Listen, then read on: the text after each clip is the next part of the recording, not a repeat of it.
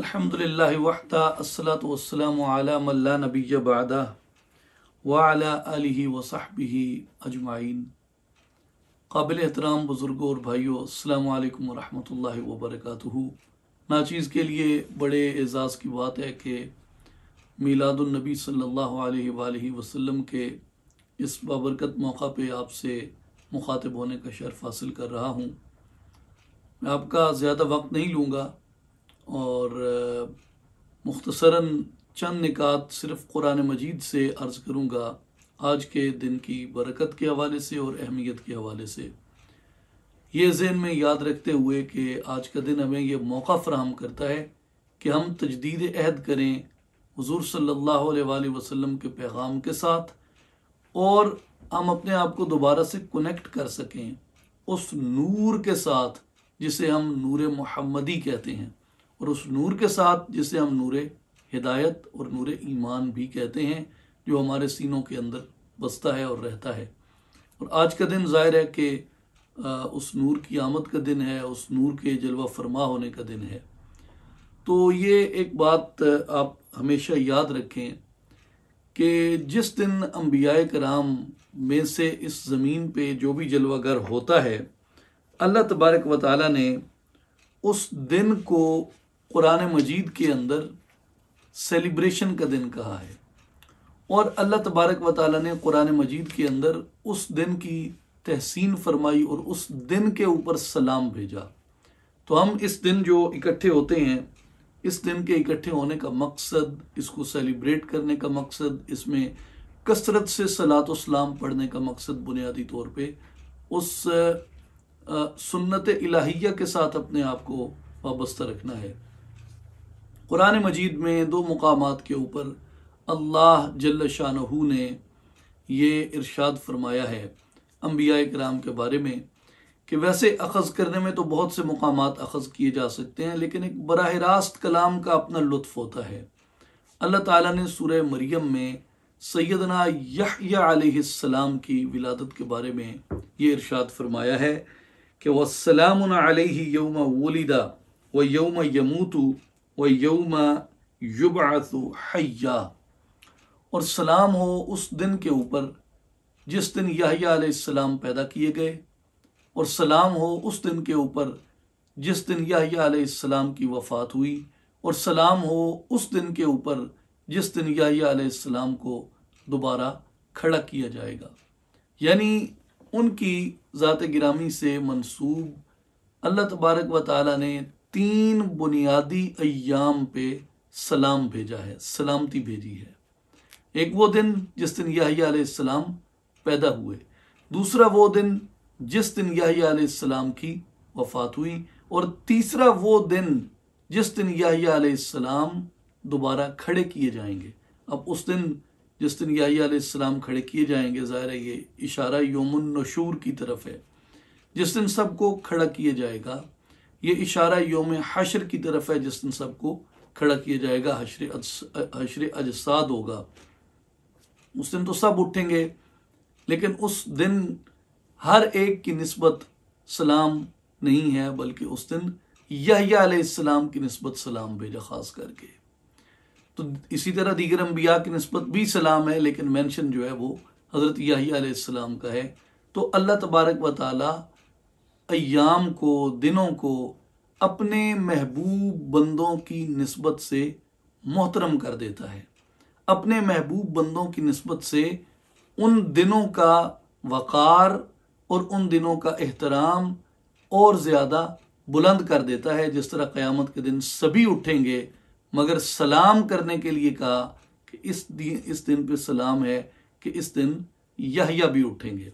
اسی طرح اگر آپ سورہ مریم میں آگے آیت نمبر 33 میں آ جائیں تو اللہ تبارک و تعالیٰ نے حضرت عیسیٰ علیہ السلام کی زبانی فرمایا کہ عیسیٰ علیہ السلام نے اپنے بارے میں فرمایا تھا کہ وَالسَّلَامُ عَلَيَّ يَوْمَ وُلِدتُّ وَيَوْمَ أَمُوتُ وَيَوْمَ أُبْعَثُ حَيًّا، کہ سلام ہو اس دن پہ جس دن میری ولادت ہوئی، اور سلام ہو اس دن پہ جس دن میں وفات فرماؤں گا، اور سلام ہو اس دن پہ جس دن مجھے دوبارہ زندہ کیا جائے گا۔ تو سیدنا عیسیٰ علیہ السلام نے اپنی ولادت کے دن پہ سلام بھیجا. اللہ تعالیٰ نے اسے بامر تحسین قرآن مجید کے اندر بیان کیا، یعنی اس کو اپریشیٹ کرتے ہوئے کہ عیسیٰ نے بالکل درست کہا تھا، حضرت عیسیٰ علیہ السلام نے بالکل ٹھیک بات کی تھی. اور مراد یہ ہے کہ سلام ہے اس دن کے اوپر جس دن عیسیٰ علیہ السلام پیدا ہوئے تھے. پھر عیسیٰ علیہ السلام نے کہا سلام ہو اس دن پہ جس دن میں فوت کیا جاؤں گا. تو قرآن مجید نے تحسین کی کہ عیسیٰ علیہ السلام نے درست کہا تھا، بالکل سلام ہوگا اس دن پہ جس دن عیسیٰ علیہ السلام وصال فرمائیں گے. اور سلام ہو اس دن پہ، عیسیٰ علیہ السلام نے کہا سلام ہو اس دن پہ جس دن میں دوبارہ زندہ کیے جاؤں گا. قرآن مجید نے عیسیٰ علیہ السلام کے الفاظ میں یہ بات بیان کر کے تحسین کی اس بات کی، انڈورس کیا اس بات کو کہ بالکل سلام ہوگا اس دن پہ جس دن عیسیٰ علیہ السلام دوبارہ زندہ کیے جائیں گے، دوبارہ اٹھائے جائیں گے. تو اس لیے قرآن مجید کی روح سے وہ دن جس دن کو انبیاء کی ولادت سے نسبت ہوتی ہے وہ محترم دن ہوتا ہے. اس دن اللہ تبارک و تعالی، اب آپ ایک بات دیکھیے غور سے، یحییٰ علیہ السلام کی ولادت کے دن پہ سلام کس نے بھیجا؟ اللہ نے. اور عیسیٰ علیہ السلام کی ولادت کے دن پہ سلام کس نے بھیجا؟ عیسیٰ علیہ السلام نے خود، مگر اس کو تحسین کے ساتھ کس نے پیش کیا قرآن کے اندر؟ اللہ جل شانہ نے. تو اس لیے یہاں دو باتیں جمع ہو رہی ہیں. ایک یہ کہ جس دن انبیاء پیدا ہوتے ہیں، انبیاء ولادت کرتے ہیں، اس دن پہ سلام بھیجنا اللہ کی سنت بھی ہے اور انبیاء کی اپنی سنت بھی ہے. سنت الہیہ بھی ہے یہ اور سنت انبیاء بھی ہے یہ. تو اس لیے یہ مبارک چیز ہے، یہ مبارک عمل ہے، یہ محترم عمل ہے، اور یہ قرآن مجید کی موافقت کے اندر ایک عمل ہے، اور ایسا عمل ہے جس عمل کی قرآن مجید کے اندر تحسین کی گئی ہے.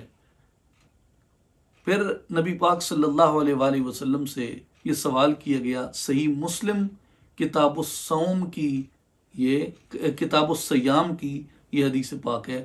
نبی کریم صلی اللہ علیہ وآلہ وسلم سے یہ پوچھا گیا، یا رسول اللہ صلی اللہ علیہ وسلم آپ سوموار کا روزہ کیوں رکھتے ہیں؟ ہم دیکھتے ہیں آپ ہر سوموار کو روزہ رکھتے ہیں، اس کی کیا وجہ ہے؟ تو رسول اللہ صلی اللہ علیہ وآلہ وسلم نے ارشاد فرمایا، اس لیے کہ میں سوموار کے دن پیدا کیا گیا تھا.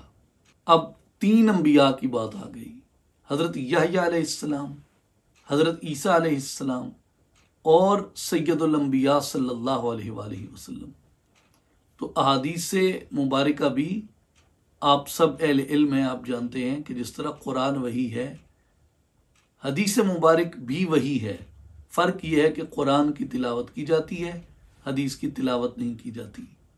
تو رسول اللہ صلی اللہ علیہ وآلہ وسلم نے بھی اپنی زبان مبارک سے ارشاد کیا کہ یہ دن اس لیے محترم ہے، میں اس لیے روزہ رکھتا ہوں سوموار کا کہ اس دن مجھے پیدا کیا گیا تھا. تو یہ بات ہمیں یاد رکھ لینی چاہیے کہ لوگ کہیں کہ آپ حضور کی ولادت کی خوشی مناتے ہیں، تو آپ کے پاس اس کا کیا ثبوت ہے؟ پہلا ثبوت یہ ہے کہ اللہ نے حضرت یحییٰ کی پیدائش کے دن پہ سلام بھیجا. تو جس دن حضور پیدا ہوئے ہم اس دن کی خوشی میں حضور پہ سلام بھیجتے ہیں. دوسری بات، جس دن عیسیٰ علیہ السلام پیدا ہوئے، عیسیٰ علیہ السلام نے خود اپنی پیدائش کے دن کے اوپر سلام بھیجا، اور قرآن کے اندر یہ بات ہے. اسرائیلیات میں سے نہیں ہے کہ یہ کہیں تفسیر سے ہم اخذ کر کے لائے ہیں. حضرت عیسیٰ نے قرآن میں یہ ہے کہ اپنے سلام بھیجا اپنے پیدا ہونے کے دن پہ.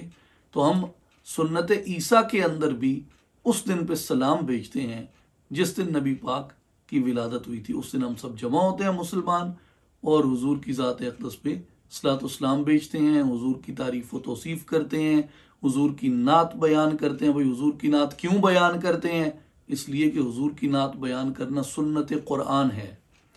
قرآن کے اندر حضور کی اتنی نعت آئی ہے، اتنی نعت آئی ہے جس کا حد و حساب نہیں ہے. وَمَا أَرْسَلْنَاكَ إِلَّا رَحْمَةً لِّلْعَالَمِينَ وَإِنَّكَ لَعَلَىٰ خُلُقٍ عَظِيمٍ.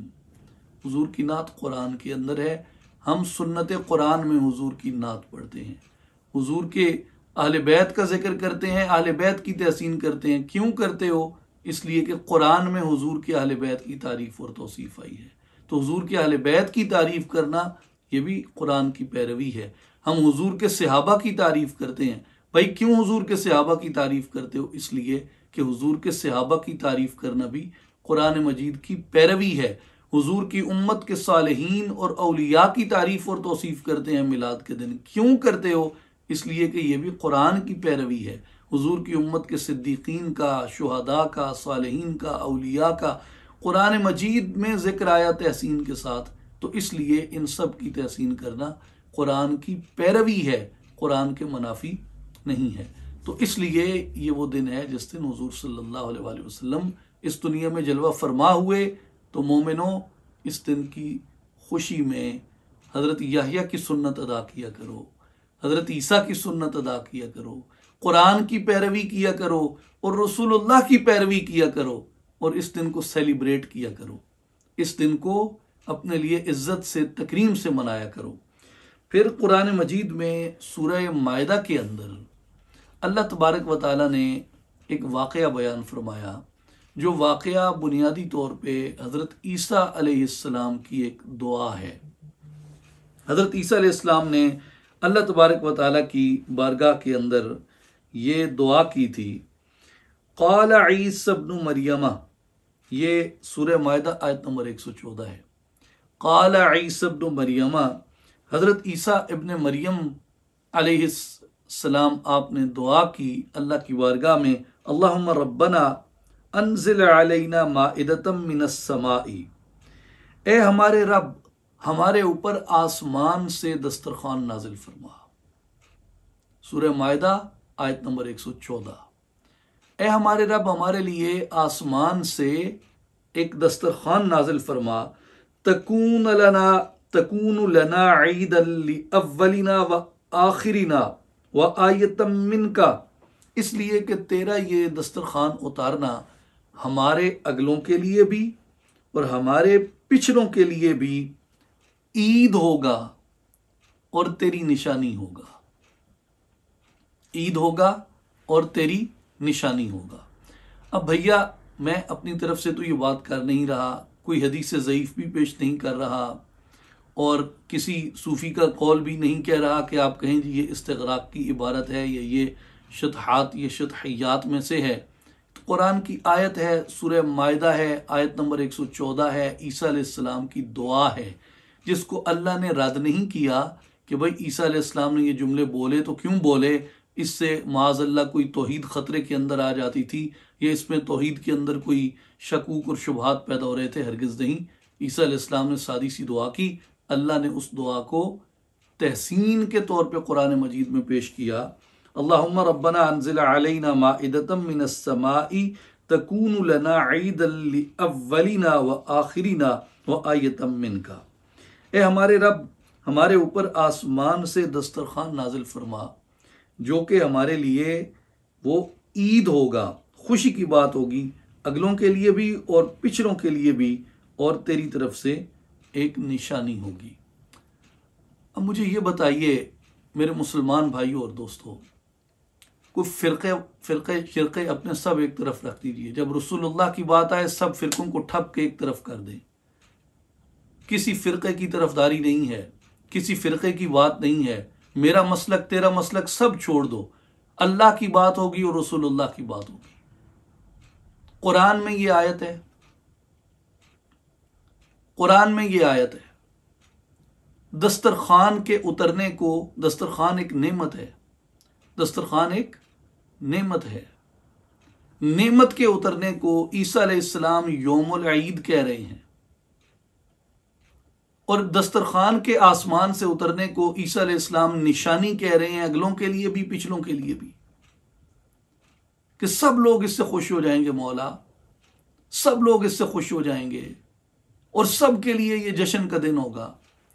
کھانا اترے آسمان سے، کھانا اترے آسمان سے، کھانا آئے زمین کے اوپر، تو بنی اسرائیل میں، عیسیٰ علیہ السلام میں، عیسیٰ علیہ السلام کی قوم میں، حضرت عیسیٰ علیہ السلام کی اپنی دعا میں وہ یوم العید بن جاتا ہے، کھانے کی نعمت اترنا۔ اور جس دن کل نعمتوں سے اعلیٰ نعمت، نعمت عظمیٰ اترے، نعمت کبریٰ اترے، رسول اللہ جلوہ گر ہو جائیں زمین کے اوپر، کیا حضور کو یہ لوگ جو ہیں وہ کھانے سے بھی کم اہمیت میں رکھتے ہیں کہ کھانے کا اترنا زمین کے اوپر نعمت ہے، اور اس دن کو یوم العید نبی کہے تو ٹھیک ہے، اور حضور کے اترنے کو حضور کے امتی یوم العید کہیں تو اس کے اندر بدعت کہاں سے آتی ہے؟ یہ حرام کہاں سے بن جاتا ہے میرے بھائی؟ حضور کو قرآن سے سمجھو بھیا، کھانا اترے تو عید ہے، کھانا آئے تو عید ہے، اور رسول اللہ جس دن آئیں، رسول اللہ جس دن اس زمین کے اوپر جلوہ فرما ہوں، اس دن کو صرف جشن کے طور پہ عید کہنا یہ غلط نہیں ہے، اس میں کوئی قباحت نہیں ہے، اور فی الحقیقت سب عیدوں سے بڑی عید ہی وہ ہے مومن کے لیے جس دن رسول اللہ اس دنیا پہ جلوہ فرما ہوئے تھے۔ تو حضور صلی اللہ علیہ وآلہ وسلم کی آمد کا جشن منانا، حضور صلی اللہ علیہ وآلہ وسلم کی آمد کی خوشی منانا، اس اعتبار سے کہ حضور نعمت ہیں، اور اس نعمت سے ہمارے سینوں کے دسترخوان بھر گئے ایمان کی غذا اور ایمان کی خوراک کے ساتھ، ہدایت کے میوے کے ساتھ ہمارے دلوں کے دسترخوان بھر گئے۔ حضور صلی اللہ علیہ وآلہ وسلم اس دنیا میں تشریف لائے تو سب نعمتیں ہمارے لیے اللہ تبارک و تعالیٰ نے پاکیزہ نعمتیں کھول دیں۔ حضور کے صدقے سے جنت کی نعمت ملے گی، حضور کے صدقے سے باغات کی نعمت ملے گی، حضور کے صدقے سے نجات کی نعمت ملے گی، حضور کے صدقے سے ہدایت کی نعمت ملی، حضور کے صدقے سے ایمان کی نعمت ملی، حضور کے صدقے سے قرآن کی نعمت ملی بھیا، حضور کے صدقے سے اللہ کی معرفت کی نعمت ملی کہ وہ ایک ہے، وہ واحد ہے، وہ لا شریک ہے، وہ کسی کا بیٹا نہیں، کوئی اس کا بیٹا نہیں۔ یہ نعمت ایمان کی حضور کے صدقے سے ملی ہے۔ عیسیٰ علیہ السلام ایک نعمت کے اوپر، ایک نعمت کے نازل ہونے پہ وہ اس کو یوم العید کہہ کے پکارتے ہیں کہ جشن کا دن ہوگا، مولا تیرے شکر میں خوشیاں منائیں گے۔ اور حضور جلوہ فرما ہوئے تو اتنی نعمتیں آئیں، اتنی نعمتیں آئیں، تو مومنوں جمع ہوا کرو، اس دن جشن منایا کرو نعمتوں کے شکرانے کا، اور سلام بھیجا کرو اس دن کے اوپر جس دن رسول اللہ صلی اللہ علیہ وآلہ وسلم اس دنیا کے اندر جلوہ فرما ہوئے۔ اب آئیے اس بات کی طرف کہ رسول اللہ صلی اللہ علیہ وآلہ وسلم کی ذات اقدس سے ہمیں وہ فیض آج بھی ہدایت کا اور انوار کا نصیب ہوتا ہے۔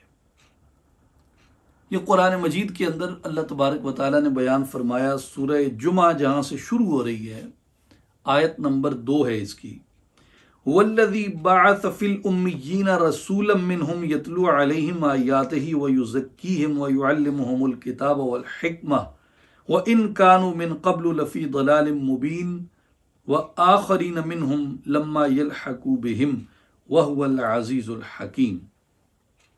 وَالَّذِي وہی ہے، بعث فی الامیین جس نے ان پڑھوں میں،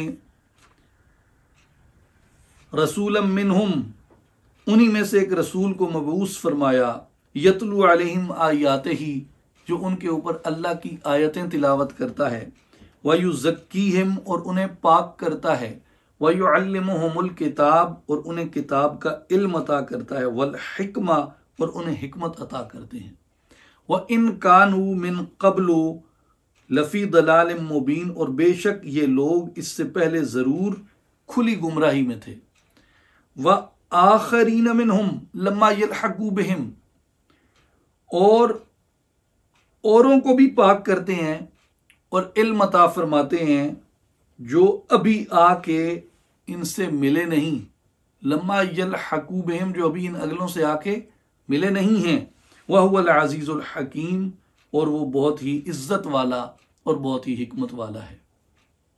اس آیت مبارکہ میں اللہ تبارک و تعالیٰ نے کئی چیزیں بیان فرمائی ہیں، اور اس کی دوسری آیت کے اندر بھی ایک خاص نقطے کی طرف ہماری توجہ قرآن مجید مبذول کراتا ہے۔ پہلی بات یہ ہے کہ حضور صلی اللہ علیہ وآلہ وسلم کو اللہ تعالیٰ نے اپنی قدرت کی نشانی کے طور پہ اتارا۔ آپ سورہ جمعہ کا اگر آغاز دیکھیں، یسبح للہ ما فی السماوات و ما فی الارض، ہر چیز اللہ تعالیٰ کی پاکی بولتی ہے جو کچھ زمین میں ہے اور جو کچھ آسمانوں میں ہے، اور الملک القدوس العزیز الحکیم، اور وہ بادشاہ ایک کمال پاکی والا، عزت اور حکمت والا ہے۔ اور اس نے اپنی ملک کی طرف اشارہ کیا، اپنی پاکی کی طرف اشارہ کیا، اپنی عزت کی طرف اشارہ کیا، غلبے کی طرف اشارہ کیا، اور اپنی حکمت کی طرف اشارہ کیا، اور پھر فرمایا هو الذی، وہی اللہ ہے۔ کون اللہ؟ جس کی تعریف پہلی آیت میں وارد ہوئی، وہی اللہ جس کی تسبیح صبح و شام آسمانوں اور زمین میں جو کچھ بھی ہے سب کچھ بیان کرتا ہے۔ وہی ہے جس نے حضور کو بھیجا ہے، جو بہت با کمال ملک کا مالک ہے، اور پاکی ہے اس کو، اور غلبہ ہے اس کا، عزت ہے اس کی، اور وہ بڑی حکمتوں والا ہے۔ اسی نے اپنے رسول کو بھیجا، تم امیین میں تمہیں میں سے اس نے رسول بھیجا ہے۔ اور وہ کیا کرتا ہے؟ وہ آ کے تمہیں میری آیتیں سناتا ہے اور تمہارا تزکیہ کرتا ہے، تمہیں پاک کرتا ہے، اندر سے تمہارے باطن کو پاک کرتا ہے، اور وہ تمہیں قرآن کا علم سکھاتا ہے اور حکمت سکھاتا ہے۔ بے شک ان کے تشریف لانے سے پہلے تم کھلی گمراہی میں تھے، کیونکہ صحیفے سارے تبدیل کر دیے گئے، صحیفے بدل دیے گئے، مذاہب کی اساس کو بدل دیا گیا۔ تو اس لیے دنیا کے اندر کوئی بھی مذہب اپنی حقیقی حالت اور حقیقی صورت کے اندر موجود نہ تھا۔ جب رسول اللہ صلی اللہ علیہ وآلہ وسلم تشریف لائے تو آپ نے دین برحق کا احیاء کیا، اور دین ابراہیم کو آپ نے زندہ فرمایا، اور لوگوں کو اس حق اور حقیقت کی طرف بلایا جو سیدنا آدم علیہ السلام سے لے کے سیدنا عیسیٰ علیہ السلام تک تمام انبیاء نے جو فریضہ سر انجام دیا۔ تو اس لیے حضور صلی اللہ علیہ وآلہ وسلم کی ایک اور شان اور معجزے کو بیان فرمایا کہ میرے حبیب جو ہیں، انہوں نے ان صحابہ کو تو قرآن کے علم دیا، ان صحابہ کو تو حضور نے تزکیہ عطا کیا، ان صحابہ کو تو حضور نے آپ نے حکمت عطا کی، لیکن فرمایا میرے حبیب کو میں نے یہ بھی شان عطا کی ہے، وَآخَرِينَ مِنْهُمْ لَمَّا يَلْحَقُوا بِهِمْ، وہ لوگ جو ابھی آ کر ان کے حلقہ زیارت میں، ان کی مجلس میں، ان کی صحبت میں نہیں بیٹھے، ان کے صحابہ کے ساتھ آ کے نہیں ملے، جو ان کے بعد آئیں گے، میں نے اپنے حبیب کو یہ شان بھی عطا فرمائی ہے کہ میرا حبیب ان کو بھی علم عطا فرمائے گا، ان کا بھی تزکیہ کرے گا۔ اب بندہ سوچتا ہے کہ اس کا کیا مطلب ہے وَآخَرِينَ مِنْهُمْ لَمَّا يَلْحَقُوا بِهِمْ، جو بعد میں آئیں گے اور ابھی تک آ کے ان صحابہ سے نہیں ملے، ان کو بھی حضور یہ فیض اور یہ کرم عطا کریں گے۔ تو اس سے مراد یہ ہے کہ حضور صلی اللہ علیہ وآلہ وسلم کا جو فیض با کمال ہے وہ قیامت تک جاری و ساری ہے، وہ قیامت تک جاری و ساری ہے۔ اور قرآن اس بات کی تصدیق کرتا ہے کہ جو لوگ ابھی نہیں ملے آ کے ان سے، ان کو بھی میرے حبیب عطا فرمائیں گے۔ اور جو اولیاء اللہ ہیں، جو صدیقین ہیں، جو صالحین ہیں، وہ اسی باطنی ذریعے سے اپنے آپ کو حضور صلی اللہ علیہ وآلہ وسلم کی ذات اقدس سے منسوب کرتے ہیں۔ جیسے سیدنا امام ابو الحسن شاذلی رحمۃ اللہ تعالی علیہ کے معروف خلیفہ حضرت سیدنا امام ابو العاص مرسی رحمۃ اللہ تعالی علیہ کا یہ قول ہے کہ اگر ایک لمحے کے لیے بھی صورت مصطفیٰ میری نظر سے اوجھل ہو جائے، میں اس لمحے میں اپنے آپ کو مسلمان شمار نہیں کرتا، میں اپنے آپ کو فیتھفل شمار نہیں کرتا۔ حضرت سلطان العارفین سلطان باہو رحمۃ اللہ علیہ فرماتے ہیں کہ میں ہر وقت مجلس مصطفیٰ صلی اللہ علیہ وآلہ وسلم میں حاضر رہتا ہوں، اور حضور کا چہرہ انور میری آنکھوں کے سامنے رہتا ہے۔ ہر زمانے کے، ہر دور کے صالحین نے، علماء نے اس بات کی تصدیق کی کہ حضور صلی اللہ علیہ وآلہ وسلم کی زیارت سے وہ لوگ مشرف ہوئے، اور حضور صلی اللہ علیہ وآلہ وسلم نے یہ فرمایا کہ تم مجھے خواب میں دیکھو گے، اور من رانی فی المنامی فسیرانی فی الیقظہ، یہ بھی بشارت حضور نے عطا فرمائی کہ جس نے مجھے خواب میں دیکھا ان قریب وہ جاگتے ہوئے بھی میری زیارت کرے گا۔ اور ایسی بھی کرم نوازیاں سرکار نے فرمائی، جیسے امام جلال الدین سیوطی رحمۃ اللہ تعالی علیہ نے 75 مرتبہ حالت بیداری کے اندر رسول اللہ کی زیارت کی ہے۔ میرے بھائیوں اور بزرگوں، میرے دوستوں اور ساتھیوں، یہ فیضان رسالت ہے، اور یہ فیضان نبوت محمدی ہے جو انشاءاللہ قیامت تک جاری رہے گا۔ اور جو شخص بھی اپنا برتن سیدھا لے کے در مصطفیٰ پہ جاتا ہے اس کو کبھی خیرات میں کمی نہیں ہوتی، اور کبھی اس کا دامن اور کبھی اس کا کاسا اس در اقدس کی خیرات سے خالی نہیں آتا۔ لیکن اگر کوئی برتن ہی الٹا کر کے جائے تو یہ تو اس کی اپنی بد نصیبی ہے۔ اس لیے مومنوں، جب حضور سے تعلق کی بات آئے، جب حضور سے نسبت کی بات آئے، اور جب حضور سے وہ انوار کی خیرات لینے کی بات آئے، حضور کے دربار میں اپنے دل کے برتنوں کو سیدھا کر کے جایا کرو۔ جب دل کا برتن سیدھا ہوتا ہے تو در مصطفیٰ سے نور کی خیرات پڑتی ہے، انوار کی خیرات پڑتی ہے۔ آئینہ دل صاف ہو تو شفا ملتی ہے، زہر بن جاتی ہے ورنہ جو بھی دوا ملتی ہے۔ دل کا آئینہ صاف ہو تو شفا نصیب ہوتی ہے، اگر دل کے آئینے پہ زنگ ہو تو جو بھی دوا ملے گی وہ تمہارے لیے زہر قاتل بن جائے گی۔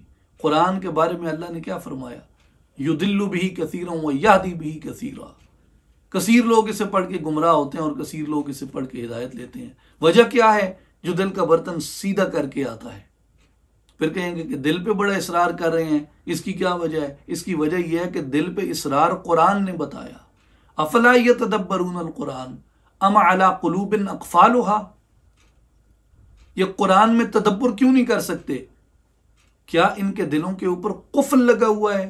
گویا دل پہ قفل لگ جائے، دل پہ تالا لگ جائے تو دل قرآن میں تدبر کرنے سے محروم ہو جاتا ہے۔ تو کتاب ہدایت میں بھی تدبر کرنے کے لیے، کتاب ہدایت میں تدبر کرنے کے لیے دل کے برتن کو سیدھا کرنے کی ضرورت ہوتی ہے۔ تو قرآن مجید سے فیض حاصل کرنے کے لیے دل کے برتن کو سیدھا کرنا ضروری ہے۔ جب دل کا برتن سیدھا ہوگا تو ہمیں قرآن مجید سے فیض نصیب ہوگا اور قرآن مجید سے فضل نصیب ہوگا۔ اس لیے جب حضور کی بارگاہ میں جاؤ تو اپنے دل کو آئینہ صاف بنا کے جاؤ، ایک چمکتا ہوا شیشہ بنا کے جاؤ، درود و سلام کے نذرانے پڑھتے ہوئے جاؤ، اپنے دل کو حسد اور تکبر سے، وہم اور وسوسے سے پاک کر کے جاؤ۔ جب دل وہم اور وسوسے سے پاک ہوتا ہے، حضور کی محبت میں خالص ہوتا ہے، تو جب یہ آئینہ اس آفتاب فیض کے سامنے جاتا ہے، آفتاب نور کے سامنے جاتا ہے، آفتاب بھی جن کے تلووں کا ایک ذرہ ہے ان کے سامنے جب جاتا ہے تو وہ جلوے تمہارے آئینہ دل میں بھی چمک اٹھتے ہیں، وہ نور تمہارے دل کے اندر بھی جگمگا اٹھتا ہے۔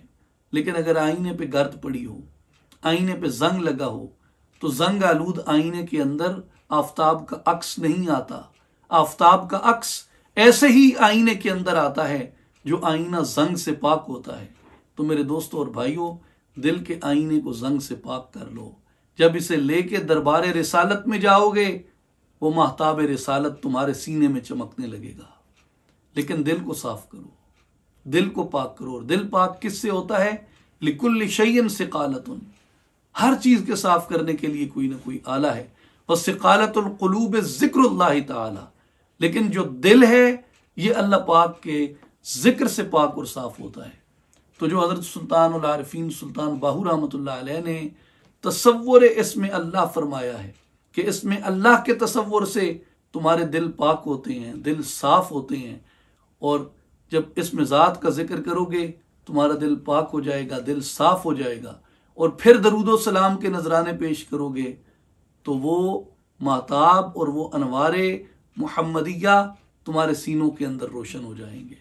تو اسم ذات ذریعہ ہے حضور کے انوار کو اپنے سینے میں روشن کرنے کا، حضور کے انوار سے اپنے سینے کو روشن کرنے کا۔ اللہ تعالی ہم سب کو عمل کی توفیق عطا فرمائے اور عشق مصطفیٰ میں ہم سب کو استقامت عطا فرمائے، اور ہمارے سینوں کو اللہ تبارک و تعالی مدینہ بنا دے کہ ہمارے دل حضور کے انوار سے جگمگا اٹھیں۔ ان اللہ و ملائکتہ یصلون علی النبی یا ایھا الذین آمنوا صلوا علیہ وسلموا تسلیما اللہم صل علی سیدنا و مولانا محمد وعلی آل محمد واصحاب محمد وبارک وسلم وآخر دعوانا ان الحمد للہ رب العالمین۔